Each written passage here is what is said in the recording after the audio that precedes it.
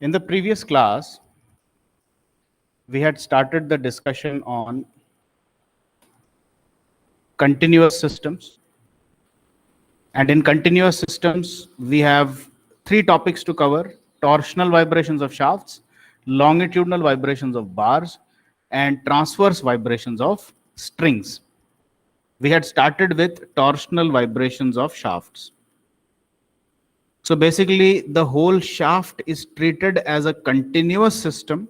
When you say that the shaft is treated as a continuous system, that means the number of masses are infinite. So every particle of the shaft is an individual mass. So there are infinite masses, and you are literally aiming to get finite number of natural frequencies for this shaft. And for analysis, you said that okay, anyway we are having infinite number of particles, so instead of considering the whole beam, let us consider a small slice of the shaft like this.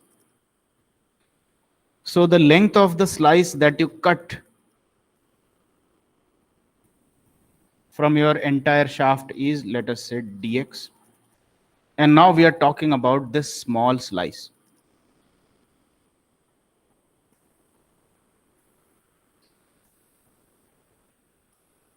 And you have said that due to torsional vibrations, the shaft is experiencing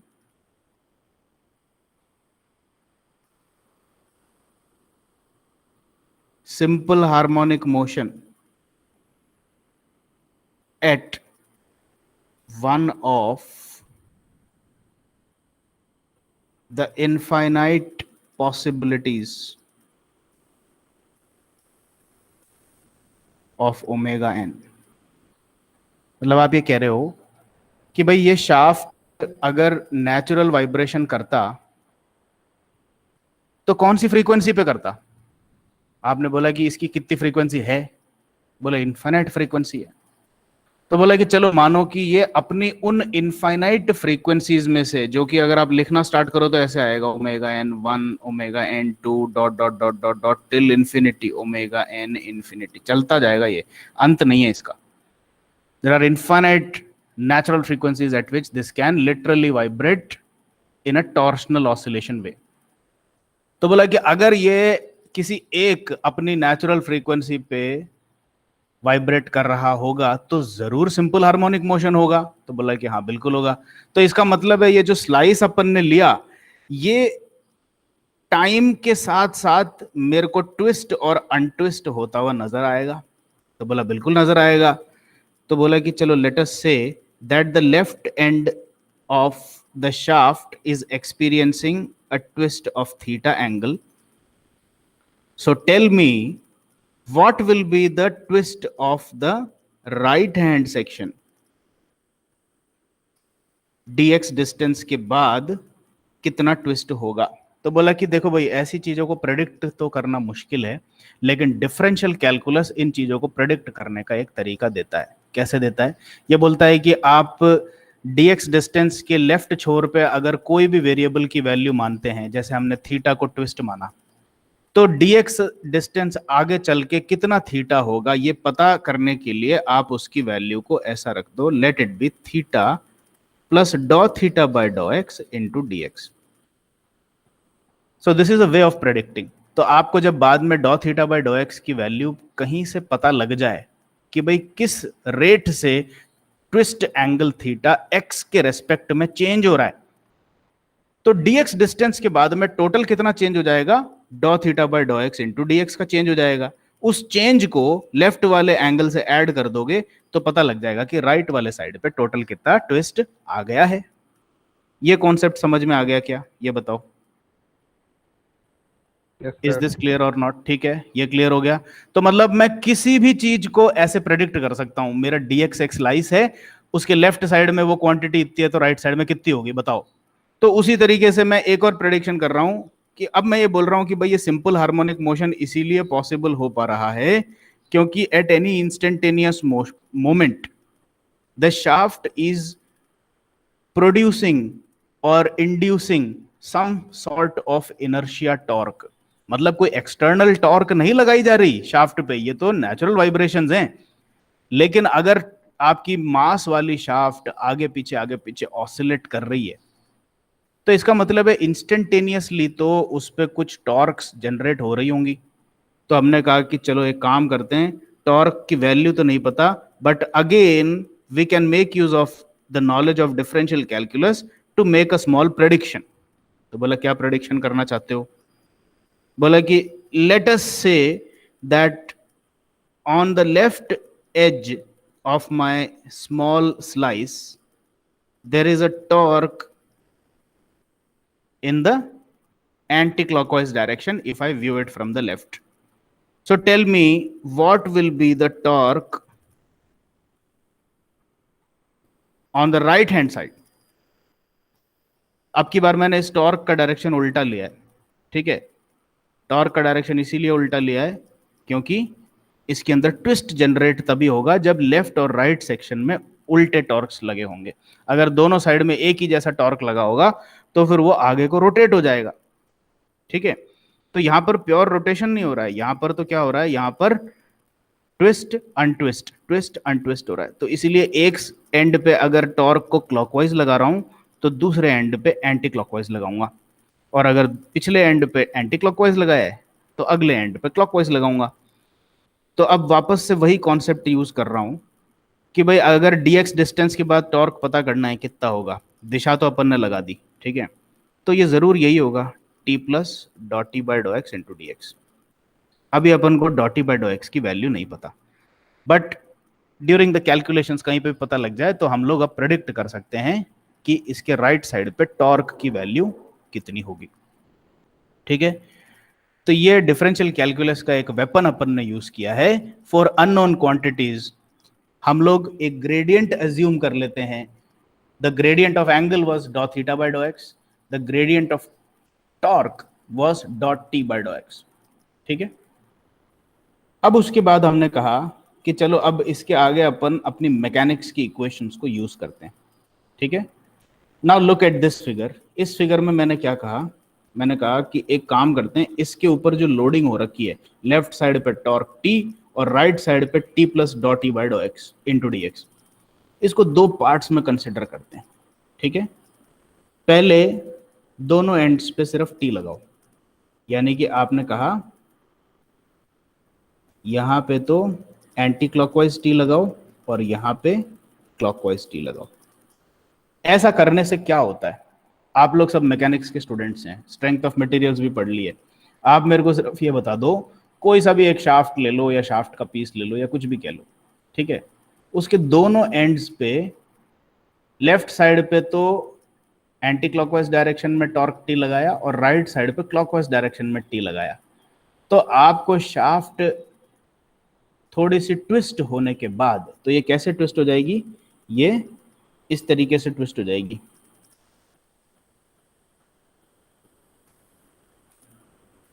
it will generate an angle phi, और ये twist होकर के खड़ी हो जाएगी वहां पे, it will stay there, ठीक है? अब ये मूव नहीं कर रहा है ये पीस, क्योंकि आपने दोनों तरफ इक्वल टॉर्क ऑपोजिट डायरेक्शन में लगा दिया है। तो शाफ्ट के मटेरियल में मरोड़ तो आ जाएगा, लेकिन शाफ्ट उस मरोड़ खाने के बाद फिर वहीं खड़ा हो जाएगा, ये रुका हुआ है अभी। The piece is not moving, not oscillating, if only T and T are applied in opposite directions, और एक फाई एंगल का मरोड़ आ जाएगा इसमें। एग्रीड और नॉट, इतना तो बता दो। Yes sir. ठीक है, अब उसके बाद ये जो फाइनल पोजीशन आपने कंसिडर करी थी, इस तक पहुंचने के लिए एडिशनली आपने क्या किया, राइट साइड में लगा करके एक छोटा सा एंगल ऑफ ट्विस्ट और दे दिया, यानी कि एंगल ऑफ ट्विस्ट नहीं दिया आपने, एक एडिशनल टॉर्क दे दिया डॉट टी बाय डॉ एक्स इंटू डी एक्स। तो ये जो चीज है, ये जो आप एडिशनली राइट साइड पे लगा रही है, ये क्या है, दिस इज एडिशनल टॉर्क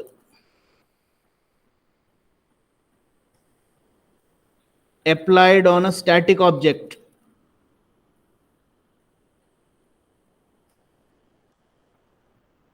यानी कि अगर ये एडिशनल टॉर्क नहीं लग रहा होता तो आपका पीस स्टैटिक था, खड़ा हुआ था चुपचाप से, तो ये जो एडिशनल टॉर्क लगा है, ये एडिशनल टॉर्क इसको एक्सेलरेशन देगा, जिस डायरेक्शन में ये लग रहा है उस डायरेक्शन में एक्सेलरेशन देगा।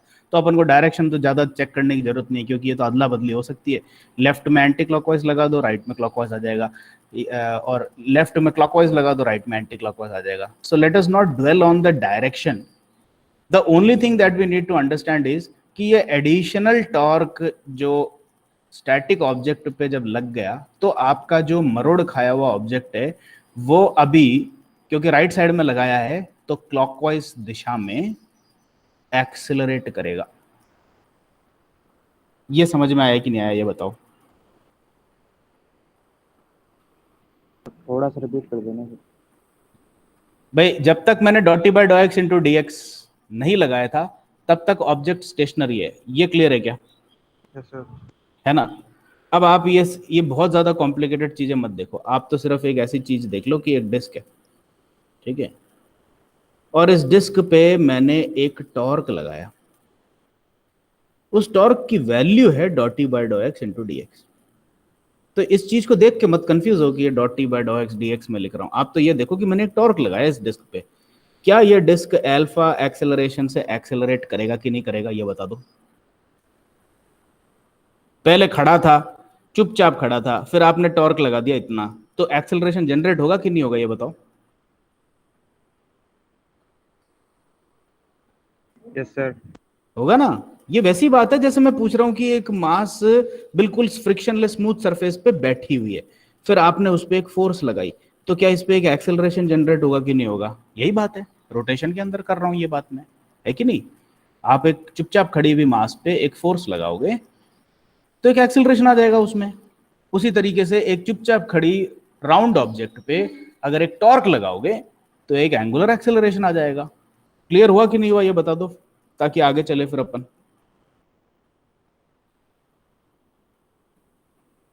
क्लियर है sir.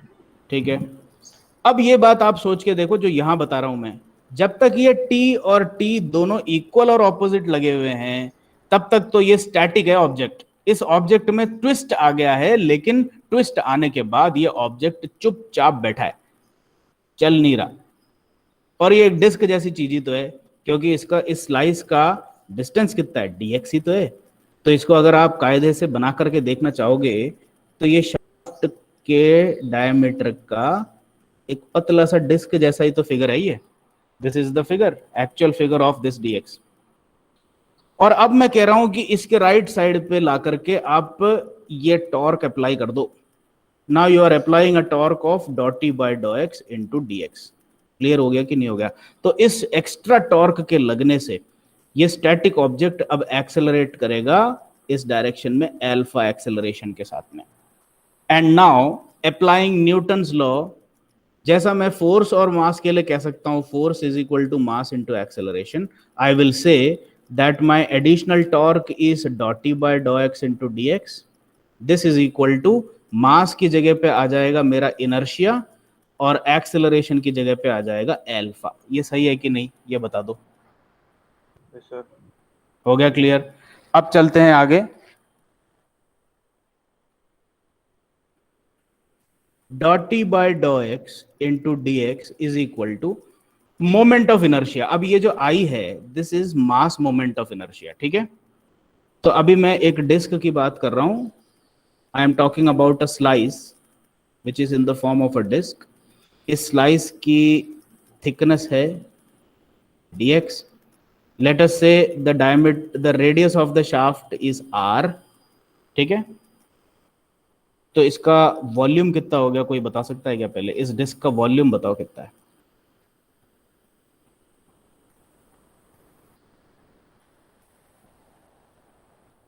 Anybody? Sir H pi R square dx। Yes sir. And now let us say the shaft is made of a material of density rho। तो बताओ कि अगर इसका वॉल्यूम ये है, तो dx थिकनेस की स्लाइस का मास जो है मैं उसको dm मान लेता हूं। ये dm कितना हो गया बताओ? सर रो इनटू वॉल्यूम।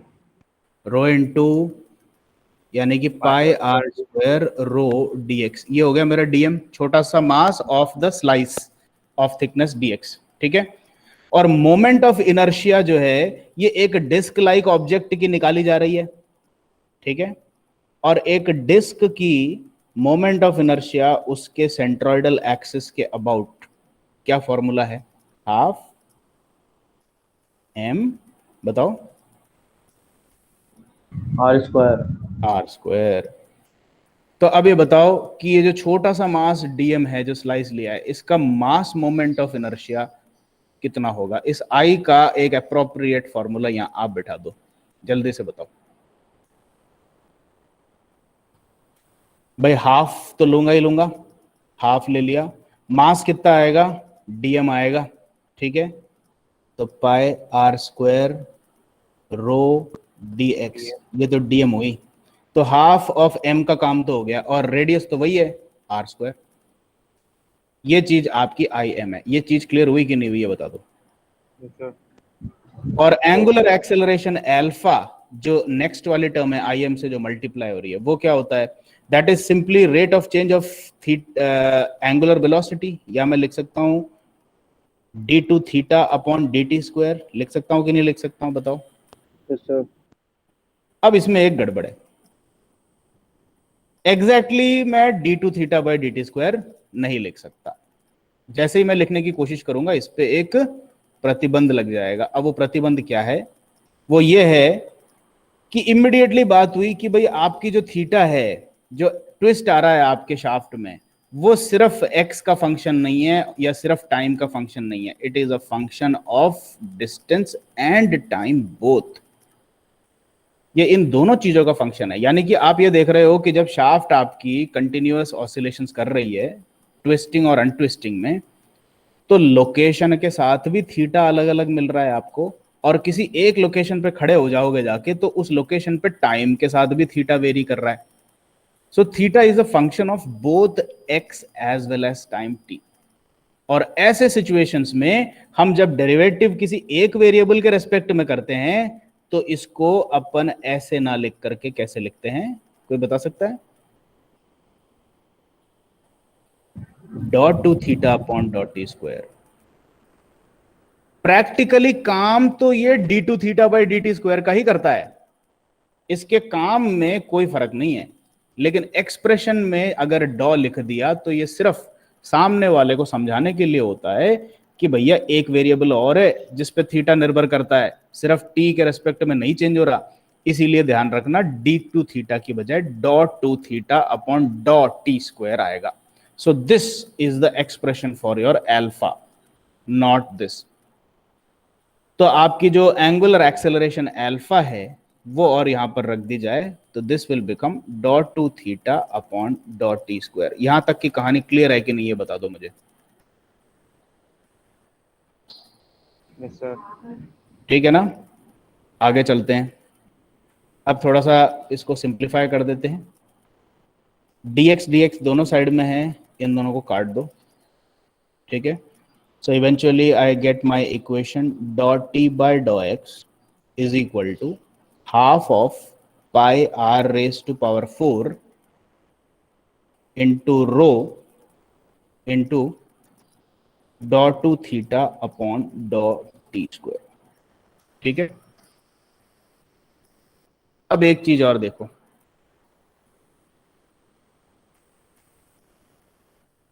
सर्कुलर एरिया है डिस्क का आपका, ठीक है। मैं पूरा डिस्क नहीं ले रहा, मैं सिर्फ डिस्क के सर्कुलर एरिया की बात कर रहा हूं जो सामने दिख रहा है मेरे को। इसका अगर डायमीटर d है,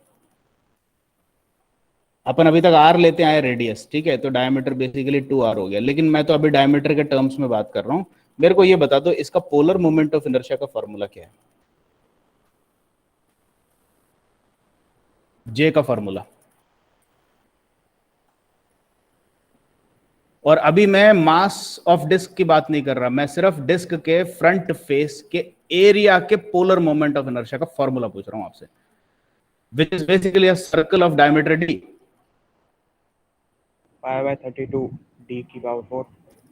पाई d रेज टू पावर 4 बाय 32, अब डी के अंदर आप रखिए 2r, क्या आएगा बताओ? जे कितना आ गया बताओ? पाई पाई बाय 2 r की पावर 4।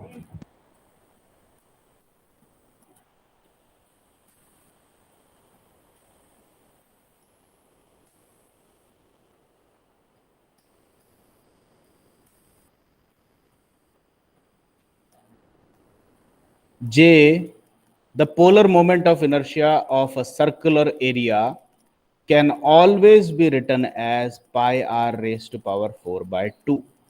अपन ने पाई डी रेज टू पावर 4/32 रट रखा है, लेकिन कभी ये सोचा नहीं कि r के टर्म्स में अगर मैं याद करता तो क्या आता।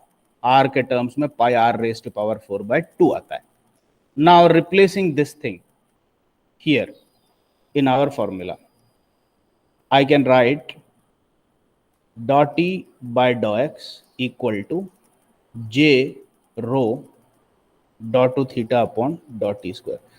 इसको j तरीके से लिखने के लिए जो नोट्स में अगर आप इसको रेफर करेंगे, मैंने थोड़ा सा लॉन्ग अप्रोच अप्लाई किया है। I have applied a longer approach, but you need not go through the long approach.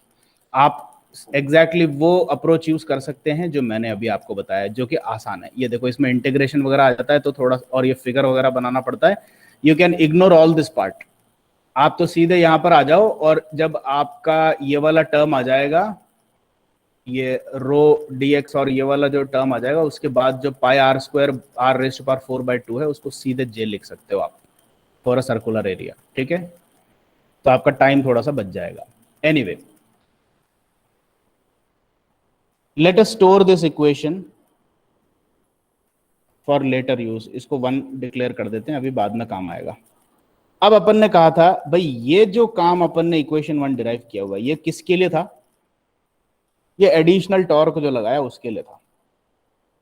अब इसकी कहानी तो हो गई खत्म, इसको हटा दो। अब आपके डिस्क के ऊपर क्या चीज लगी हुई है? उल्टी और सीधी दो दिशाओं में टॉर्क लगा रखी है, दो साइड्स पे। तो बेसिकली ये क्या करेगा? ये आपके डिस्क को पिरोएगा, ये मरोड़ेगा। So this will generate.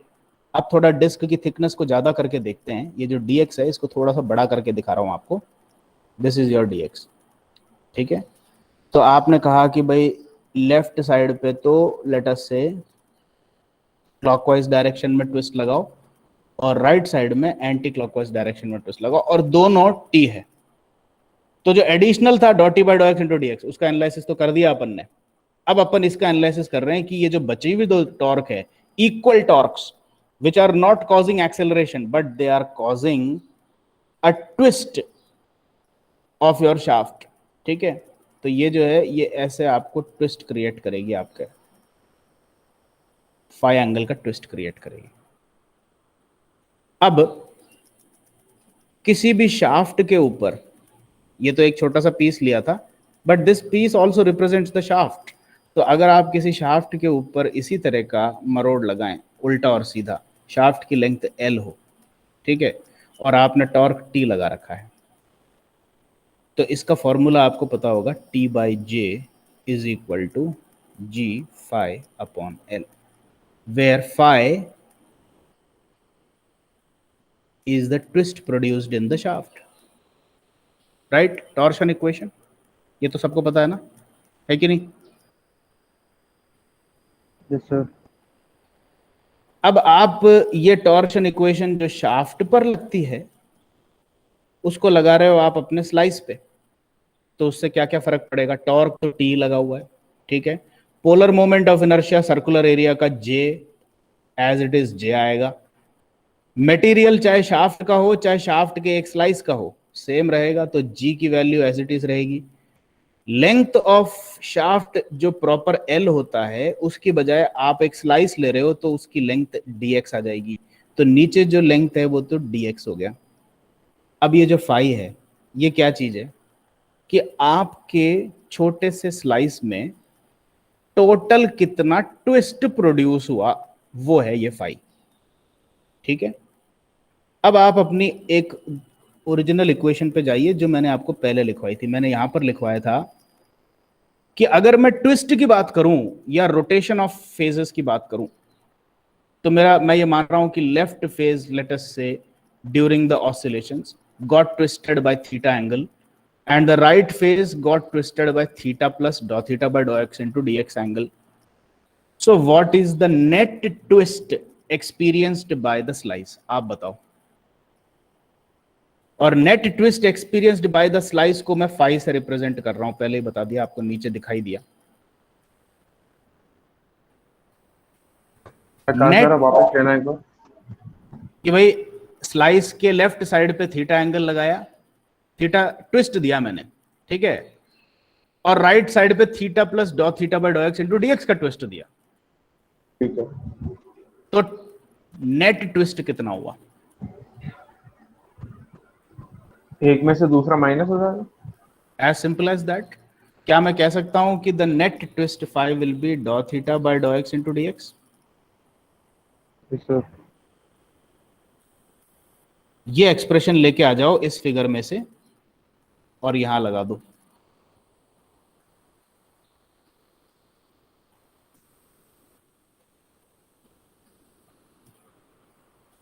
ठीक है, तो आपकी इक्वेशन हो गई t by J is equal to G by D X into dot theta by dot X into D X. Again dx and dx will cancel out and this equation will yield you t by j is equal to g dot theta by dot x. अब मैं एक काम करूंगा, t equal to G J dot theta by dot x.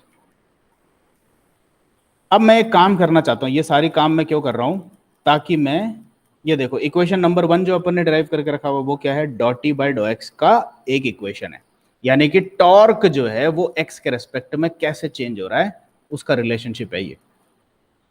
और अभी जो मैंने equation derive किया है उसमें मेरे पास टॉर्क का रिलेशनशिप है. मैं इन दोनों को इक्वेट करना चाहता हूं, तो इसीलिए मैं क्या करूंगा, I will differentiate this equation with respect to X once, ताकि मेरे को यहां पर भी dot T by dot X मिल जाए. राइट साइड बताओ क्या आएगा, आप बताओ.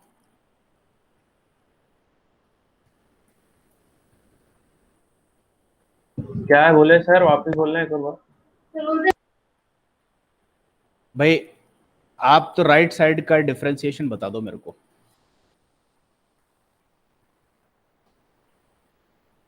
टी ये है तो dot T by dot X कितना होगा? Sir G J dot two theta by dot X square. Dot two theta by dot X square.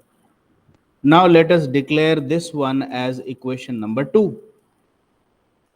अब इक्वेशन नंबर 1 देखो, dot T by dot X equal to something.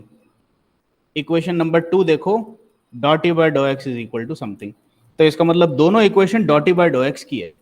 So I can simply say that equation number 1 equal to equation number 2. तो equation number 2 क्या कहती है, G J dot two theta upon dot X square. और equation number 1 क्या कहती है, del J J rho dot two theta upon dot T square, J rho. ठीक है,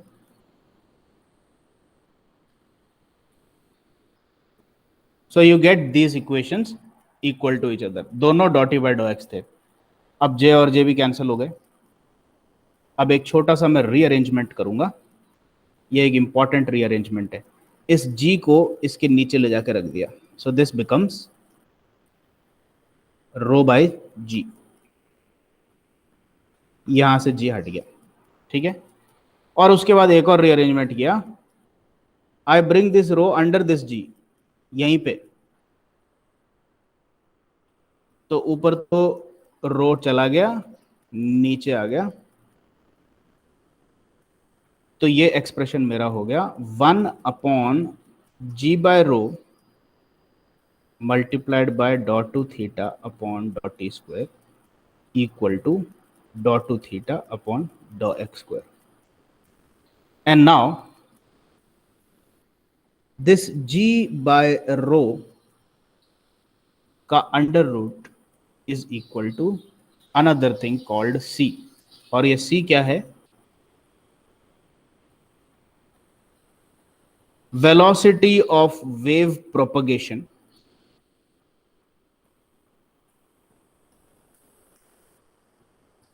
in material.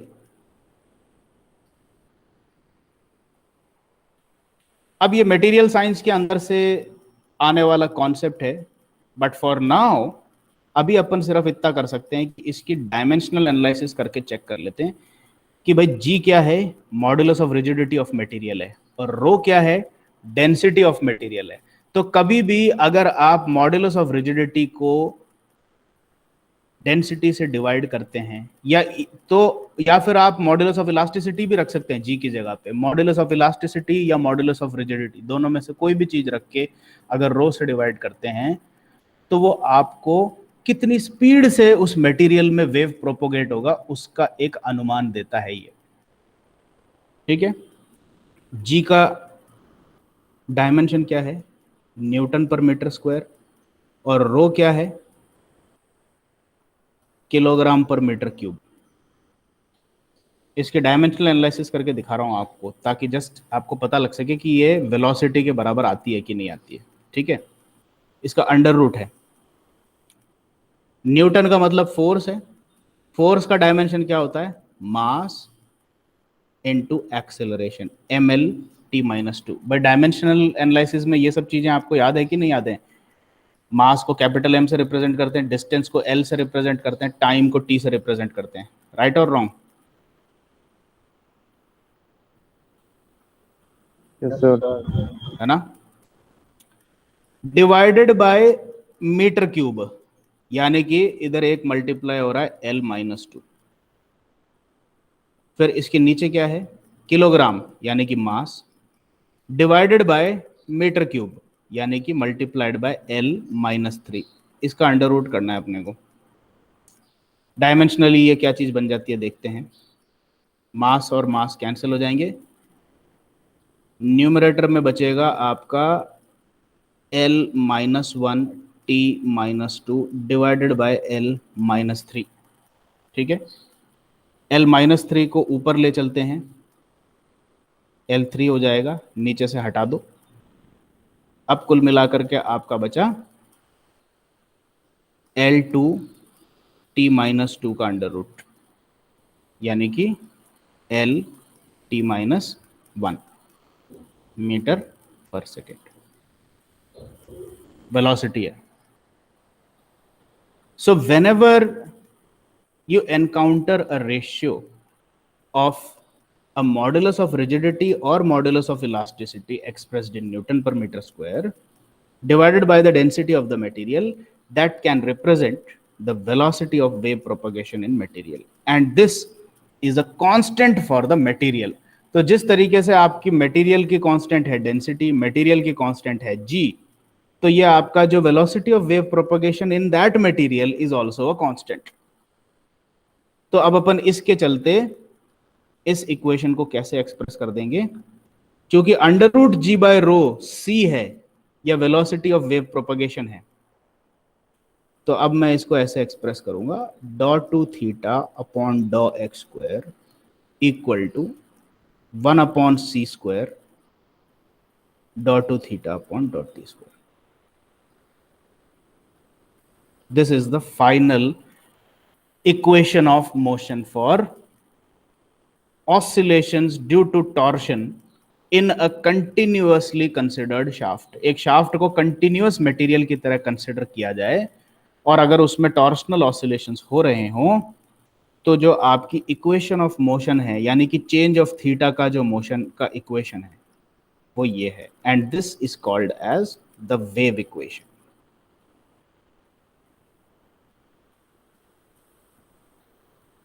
ये आपके इंजीनियरिंग मैकेनिक्स के अंदर की एक बहुत फेमस इक्वेशन है, वेव इक्वेशन।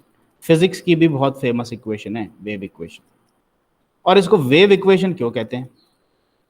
बहुत सिंपल रीजन है, क्योंकि इसका जो सॉल्यूशन है थीटा और एक्स के टर्म्स में प्लॉट करो तो ये वेव आती है, थीटा और टाइम के रिस्पेक्ट में प्लॉट करो तो भी वेव आती है।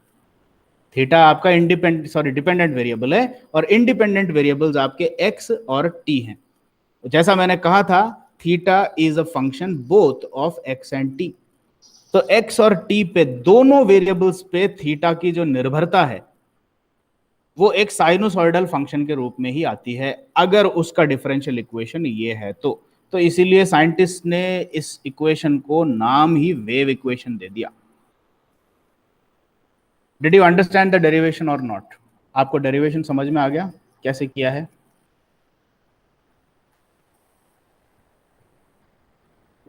Yes sir. हाँ किया। अब मैं आपको इससे पहले कि आगे चलें, ज्यादा इंपॉर्टेंट चीज समझाऊंगा कि इसको टैकल कैसे करना है। एग्जाम में आ गया तो आप ये काम बिल्कुल नहीं करेंगे, डायमेंशनल एनालिसिस करके नहीं समझाएंगे कि भैया जी बाय रो सी क्यों होता है, ठीक है? आपको कोई भी एक्स्ट्रा इंफॉर्मेशन नहीं देनी है। अब देखो, मैं 2 मिनट में आपके सामने इसका डेरिवेशन ऐसे करूंगा जैसे आपको एग्जाम में लिखना है। So what I am going to do next is even more important for you guys than actually understanding how this all came to be. तो अगर आपको नहीं भी समझ में आया या पार्शियली भी समझ में आया है तो एग्जाम की तैयारी कैसे करनी है वो बता रहा हूं। ये फिगर जरूरी है। इसमें लिखना है consider a continuous shaft and in that shaft consider a small slice of material of thickness dx। ये एक फिगर बना दिया। सेकंड फिगर बनाएंगे, फॉर द स्लाइस, ये लिखेंगे आप, for the slice let the variation of twist angle theta be as follows. अब इसमें आपको कुछ नहीं लिखना, क्लॉकवाइज एंटी क्लॉकवाइज, सीधे फिगर बना दिया बस। लेफ्ट साइड में थीटा, उसको कैसे भी बना सकते हो आप, क्लॉकवाइज बनाओ चाहे एंटी क्लॉकवाइज बनाओ, और जिस डायरेक्शन में आपने लेफ्ट लिया है उस ही डायरेक्शन में राइट साइड पे भी बनाया गया। ये ध्यान रखना, इसको उल्टा नहीं बनाना है, ठीक है? क्योंकि अपन को नेट ट्विस्ट पता लगाना है इससे, इसीलिए आप उल्टा बनाओगे तो आप ऑसिलेशंस दिखा रहे हो, ठीक है? और अगर एक ही साइड में दिखा रहे हो तो नेट ट्विस्ट दिखा रहे हो। तो ये भी डिपेंड करता है कि आप डायरेक्शन दिखा करके उस फिगर में से क्या निकालना चाहते हो, इसीलिए अपन डायरेक्शन इसको सेम रख रहे हैं। तो आप ये बोलोगे the twist angle theta on the slice can be represented as follows. ये लाइन आपको वर्ड्स में लिखनी पड़ेगी, फिर ये फिगर बनाओ और यहां पर क्या लिखना है आपको, थीटा प्लस डॉ थीटा बाय डॉ एक्स इंटू डी एक्स। अब इसमें ये कुछ नहीं बोलना कि डॉ थीटा बाय डॉ एक्स मेरा ग्रेडियंट होता है और मैं किसी भी वेरिएबल के लिए डॉ थीटा बाय डॉ एक्स को मल्टीप्लाई करके मैं वेरिएशन ऑफ वेरिएबल निकाल सकता हूं, ये डिफरेंशियल कैलकुलस का नियम है। Nothing, nothing. फिगर बनाया, देखो कितना लिखा है अपन ने, 2 फिगर आ गए और 1 या 2 लाइन लिखने को कही है मैंने, वो मैंने अभी डिक्टेट कर दी। You can, if you really want to reciprocate that, play the video again, ठीक है? ये रिकॉर्ड हो रहा है अपना। Next, the distribution of torque on the slice can be represented as follows. जैसे थीटा का रिप्रेजेंटेशन किया उसी तरीके से टॉर्क का रिप्रेजेंटेशन करो, लेकिन अब की बार उल्टी डायरेक्शन में। क्यों? क्योंकि अब जो है आप इस पे नेट ट्विस्ट नहीं निकाल रहे, अब आप इस पे नेट टॉर्क निकाल रहे हैं, और साथ साथ में आपको ट्विस्ट जनरेट करने वाला टॉर्क भी चाहिए। तो इसलिए वो ऑपोजिट डायरेक्शन में होना जरूरी है। अगर एक ही डायरेक्शन में दिखा दिया तो वो रोटेशन करेगा, ट्विस्ट जनरेट नहीं करेगा। सो this is T and the other one will be T plus डॉ टी बाय डॉ एक्स इंटू डी एक्स। इतनी सी बात लिख दी, 3 छोटे छोटे फिगर आ गए, प्रॉपर डायरेक्शन में एरोज बनाते हुए आपने ग्रेडियंट्स का यूज कर लिया। इससे आगे कुछ भी बात नहीं करनी। नेक्स्ट आप लिखेंगे, इसको फिगर नंबर दे देना ताकि अप्रोप्रिएटली आप रेफरेंसिंग कर सको। बाद में जाकर के आप इसको कैसे पता करोगे कि from the diagram that I drew on page number 30, ऐसे तो नहीं लिख सकते। तो इसीलिए अपन हमेशा ये जरूरी मानते हैं कि इसको फिगर 1 बोल देना। आप अपने डेरिवेशन में ही इसको बना सकते हो ऐसे, figure 1, figure 2 and figure 3। 3 figure use किया आपने, ठीक है? फ्रॉम फिगर 3, ये ध्यान रखना, मैं एग्जाम का डेरिवेशन करके दिखा रहा हूं आपको, वही सारी चीजें हैं लेकिन कितना सा लिखना है। Net torque equal to I into alpha, बस इतना लिख दो, ठीक है। कैसे? बिकॉज न्यूटन सेड सो।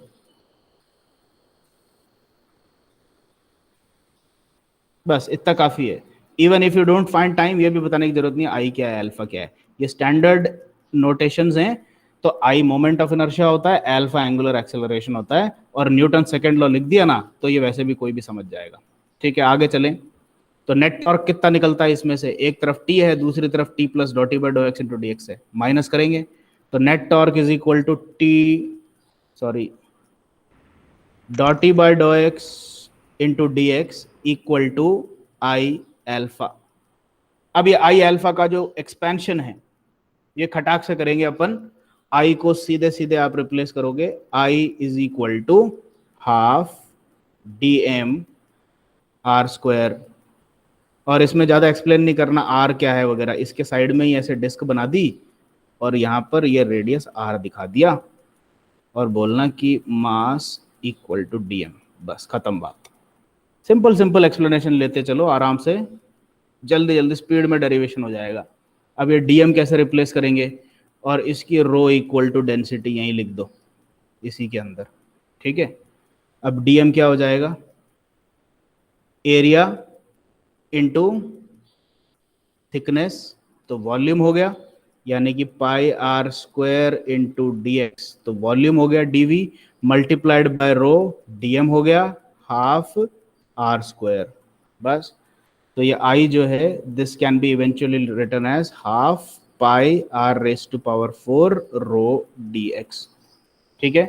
और उसके बाद फिर लिख देना but half pi R raise to power 4 is J, therefore I is equal to rho J D X, बस।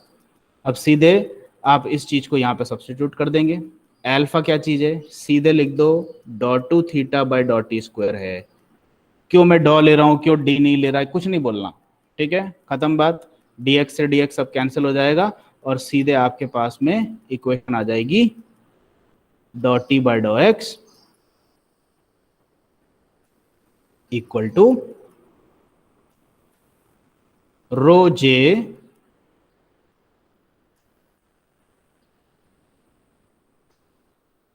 dx alpha. dx कैंसिल हो चुका है,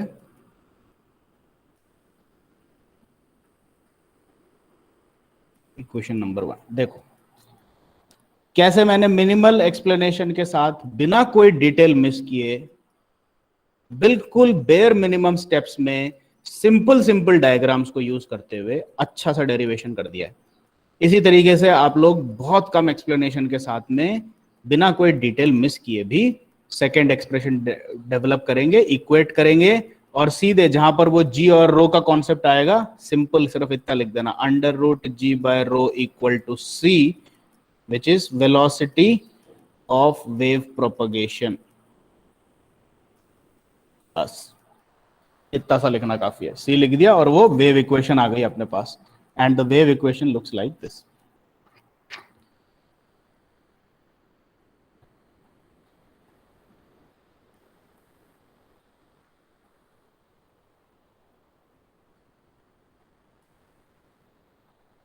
this is your wave equation, ठीक है। अब इसका जो आगे का पार्ट है, आपके आरटीयू में इसमें से क्वेश्चंस कैसे आते हैं, मैं आपको क्वेश्चन का पैटर्न बताता हूं आरटीयू में से कैसा आता है, ठीक है। डिराइव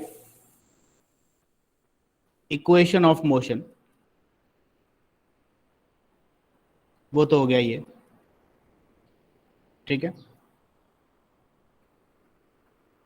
एंड डिराइव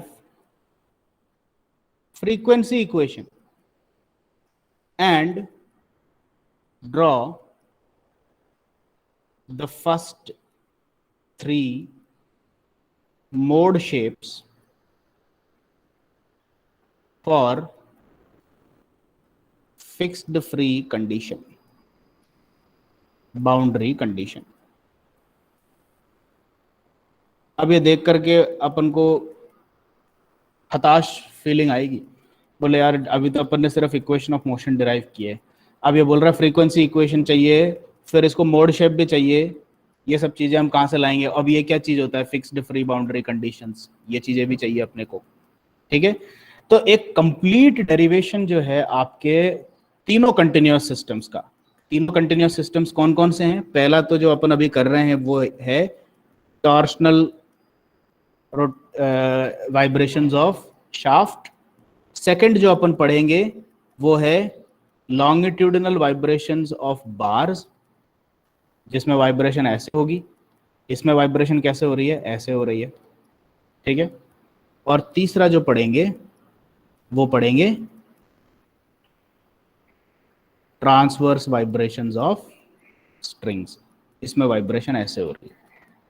ये तीन है आपके सिलेबस में, अपन अभी फिलहाल ये वाला पढ़ रहे हैं। इन तीनों के टोटल डेरिवेशन में तीन पार्ट्स आते हैं। फर्स्ट पार्ट है डेरिवेशन ऑफ वेव इक्वेशन।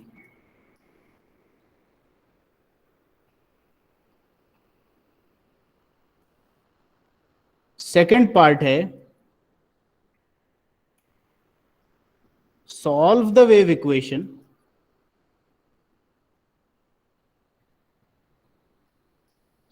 और पार्ट 3 है get frequency equation and mode shapes for given boundary condition. BCs का मतलब बाउंड्री कंडीशंस। ठीक है, तो आपको इन तीनों में से जो भी प्रॉब्लम आ जाए, चाहे टॉर्शनल ऑसिलेशंस या टॉर्शनल वाइब्रेशंस ऑफ शाफ्ट आ जाए, चाहे लॉन्गिट्यूडनल वाइब्रेशंस ऑफ बार आ जाए, चाहे ट्रांसवर्स वाइब्रेशंस ऑफ धागा या स्ट्रिंग आ जाए, इन तीनों के तीन पार्ट्स में आंसर देने हैं। अच्छा, ये भी ध्यान से सुनना है और समझना है कि कौन कौन से पार्ट पूछे हैं। जरूरी नहीं है कि हर बार आपसे सारी चीजें ही पूछी जाए, क्योंकि ये सारी चीजें करने में अच्छा खासा टाइम चाहिए, और कई बार ऐसा होता है कि इनमें से कोई दो पार्ट पूछ ले आपसे। जनरली देखो फर्स्ट पार्ट तो पूछा ही जाएगा कि भाई आप जो भी आपके आया है, टॉर्शनल वाइब्रेशन आया है, लॉन्गिट्यूडनल आया है, चाहे ट्रांसवर्स आया है, उसके लिए वेव इक्वेशन तो डिराइव करनी पड़ेगी। तीनों की वेव इक्वेशन बनती है। ठीक है, फिर उसके बाद वो आपसे ज्यादा से ज्यादा इतना पूछ सकता है कि उस वेव इक्वेशन को सॉल्व करो। लेकिन अगर उसने ये बोल दिया कि मोड शेप प्लॉट करो, तब तो आपको ये तीनों पार्ट करने पड़ेंगे, क्योंकि मोड शेप तक पहुंचने के लिए आपको पहले वेव इक्वेशन का सॉल्यूशन तो निकालना ही पड़ेगा। ये एक अलग टास्क है। ठीक है, तो नेक्स्ट क्लास में अब अपन ये पढ़ेंगे कि वेव इक्वेशन को कैसे सॉल्व किया जाता है। दैट इज कॉल्ड एज, एक मेथड अपन यूज करते हैं वेरिएबल सेपरेबल मेथड करके। ये डिफरेंशियल इक्वेशंस के सॉल्यूशन में कॉमनली यूज किया जाने वाला टेक्निक है। और अगर आप बीइंग मैथमेटिक्स स्टूडेंट्स, अगर आपको 11th 12th के डिफरेंशियल कैलकुलस याद है तो आपको जरूर याद होगी ये टेक्निक वेरिएबल सेपरेबल। किसी एक को भी याद है क्या भाई? ये नाम सुन के कुछ क्लिक हो रहा है क्या? वेरिएबल सेपरेबल टेक्निक नहीं हो रहा? नोबडी? हाँ सर, क्लिक तो हुआ सर। है ना? तो अपन एक बार उसको याद रिवाइज करेंगे कि भाई कैसे होता है, और इसकी डेरिवेशन में आपको वो यूज करना तो है ही, you have to use it. ठीक है, तो आपको पसंद हो चाहे नहीं पसंद हो, सीखना तो पड़ेगा ही। तो ये ध्यान से देखना कि क्वेश्चन पेपर में कितना पार्ट पूछा गया है। कंटिन्यूअस सिस्टम कहीं दिख गया तो ये नहीं कि कूद पड़ो और पूरा का पूरा डेरिवेशन कर लो, आधा घंटा खराब कर लो अपना। ठीक है, ये देखना कि भाई क्या क्या पूछा है। ये बोलेगा कि भाई आप इसका इक्वेशन ऑफ मोशन डेवलप करो, तो इसका मतलब वेव इक्वेशन डिराइव करनी है। ठीक है, फिर उसके बाद अगर वो बोलता है कि solve the wave equation two show the general formula या जनरल सॉल्यूशन, तो आपको सिर्फ पार्ट 2 पे आके खत्म कर देना है अपना आंसर। और अगर वो बोलता है कि get the frequency equation and mode shapes, तब जाकर के पार्ट 3 पे पहुंचना है, ठीक है। तो अगर उसने मोड शेप्स बनाने की और फ्रीक्वेंसी इक्वेशन की बात कर ली, तब तो आपको पूरा का पूरा सॉल्व, तीनों पार्ट्स को सॉल्व करना ही पड़ेगा, ठीक है।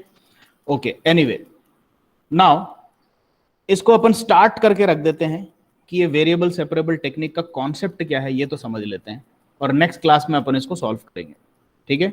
अपनी वेव इक्वेशन आई है ये, डॉ टू थीटा बाय डॉ X square equal to 1/c² into dot two theta by dot T square.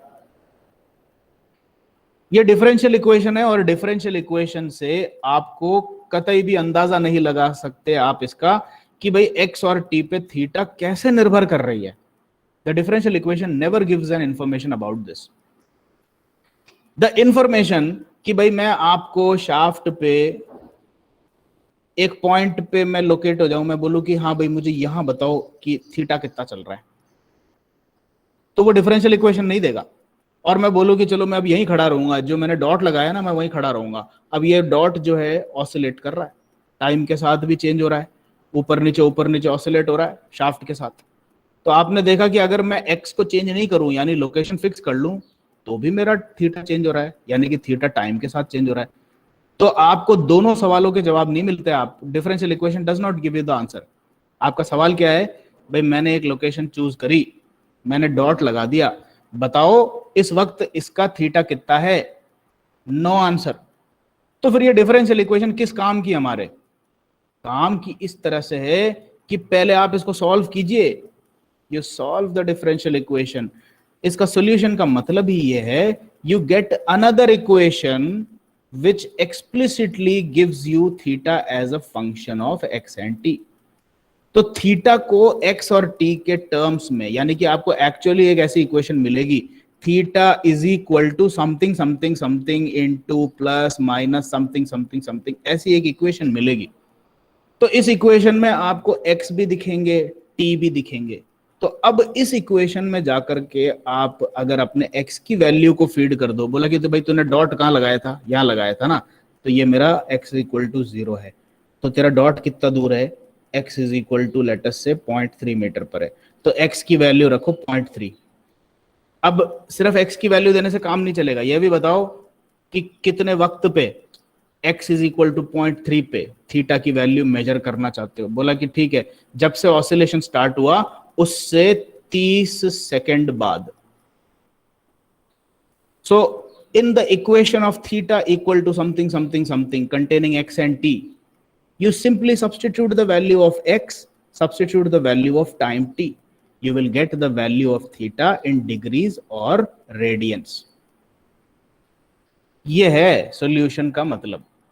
तो आपको ये पता लग गया कि मेरे को कुछ अगर यूजफुल चीज निकालनी है थीटा से, तो भाई मेरे को वेव इक्वेशन, तो वो इक्वेशन मेरे काम नहीं आने वाली। वेव इक्वेशन तो सिर्फ एक बल्क मटेरियल की तरह आपके पास अवेलेबल हो गया है, ये नेचर बता रहा है आपका। Now you solve this wave equation and find the solution. The solution once you have in your hand will actually give you the values of theta at X and T, और वो आपको mode shape, वोड shape सब देंगे आपको, एक बार आपका solution आ जाए तो। So the second step after the derivation of wave equation is to solve the wave equation। अब इसको सॉल्व कैसे करते हैं, इसका कॉन्सेप्ट जो है वेरिएबल सेपरेबल टेक्निक का, वो ये है। ये देखिए, अगर मैं आपको सिर्फ ये कहूं मेरा थीटा जो है वो function of X and T है, तो इसका मतलब क्या होता है। एग्जांपल्स लेते हैं, हवा में से एग्जांपल ले रहा हूं, इसका कोई मतलब ज्यादा मत समझना आप कि मतलब कि सचमुच में ऐसा ही आने वाला है। No, I am simply creating some rubbish stuff out of my mind, but not exactly rubbish in the sense that they will give you an example of what is the meaning of function of X and T. मैंने कहा theta is equal to X plus T, ये हो गया function of X and time. X का function X हो गया, T का function T हो गया। Another example, theta is equal to x square into t plus t square into x, ये एक दूसरा फंक्शन हो गया x और t का, ठीक है। और एग्जांपल्स लो, theta is equal to X cube plus 3x square plus 2t. Another example of a function of x and t. इस तरह से अनगिनत, जिसमें भी जो अनाप शनाप आपका जो मन करे, साइन कॉस थीटा कुछ भी लगा करके बना दो. अब एक दूसरा एग्जांपल लो, sine 2x into cos 3t लो, फिर बन गया x और t का function. Theta is equal to E raise to power x into log of t. ये लो, ये भी x और t का फंक्शन हो गया. तो x और t के कितने ही फंक्शन बन जाएंगे. अब वेरिएबल सेपरेबल टेक्निक का मतलब ये है, we always start with an assumption कि if theta is a function of x and t, but we do not know actually how the function looks. ये जो हुलिया है ये अपन को पता नहीं है, ये अभी अपन से छुपा हुआ है एक राज की तरह. तो वेरिएबल सेपरेबल टेक्निक बोलता है कि चलो शुरुआत करने के लिए एक काम करते हैं, let theta be defined as the product of two functions capital X and capital T. तो बोले अब ये क्या चीज आ गई भाई, एम्पलीट्यूड तो नहीं है. बोले ना साहब बिल्कुल नहीं, एम्पलीट्यूड नहीं है ये. Where capital X is an unknown function, let us say f1, which is a function only of x variable. इसमें t कहीं नजर नहीं आएगा आपको. And similarly capital T is another unknown function, let us say f2, but it contains only time t. And nowhere inside you will find the presence of the variable x. यानी कि capital T एक ऐसा अनजान function आपने मान लिया, अभी आपको पता नहीं है कैपिटल T क्या है, लेकिन वो T ऐसा होगा कि उसके अंदर कहीं x नजर नहीं आएगा. और कैपिटल X एक दूसरा अनजान फंक्शन ऐसा मान लिया जाएगा जिसमें सिर्फ x ही x नजर आएंगे और उसमें कहीं पर भी टाइम का कोई नामो निशान नहीं होगा. और इन दोनों को ऐसा एज्यूम करके आपने ये कहा कि चलो मान लेते हैं कि थीटा एक ऐसा फंक्शन है जिसमें एक x और t को मल्टीप्लाई करके थीटा हासिल किया जा रहा है. तो इसका मतलब है कि थीटा के जो कंटेंट्स हैं, ये जो कंटेंट्स हैं थीटा के,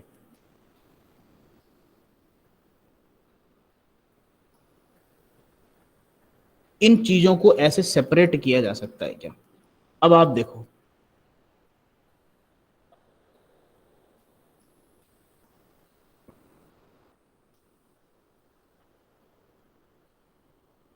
इस वाले को देखो, ई रेज टू पावर एक्स आपका कैपिटल एक्स हो गया और लॉग ऑफ टी आपका कैपिटल टी हो गया, क्योंकि ई रेज टू पावर एक्स में कहीं टाइम है ही नहीं और लॉग ऑफ टी में कहीं एक्स है ही नहीं. तो ये E raise to power X is solely a function of X and log of T is solely a function of time T. तो मैं इस केस में थीटा को ऐसे लिख सकता हूं, theta is equal to capital X into T. ये समझ में आया क्या आपको. लेकिन मैं इस वाले एग्जाम्पल के लिए ऐसा नहीं कर सकता. इस केस में theta is not equal to X and T, क्योंकि इसमें एक एक्स और टी के फंक्शन को सेपरेट करके प्रोडक्ट के फॉर्म में मैं लिख ही नहीं पा रहा हूं. समझ में आया कि नहीं आया आपको, ये बता दो. Yes sir. तो अब अपन इस कॉन्सेप्ट को नेक्स्ट क्लास में कंटिन्यू करेंगे. It's time for you to move to your next classroom. So please stay with me. I will quickly take your attendance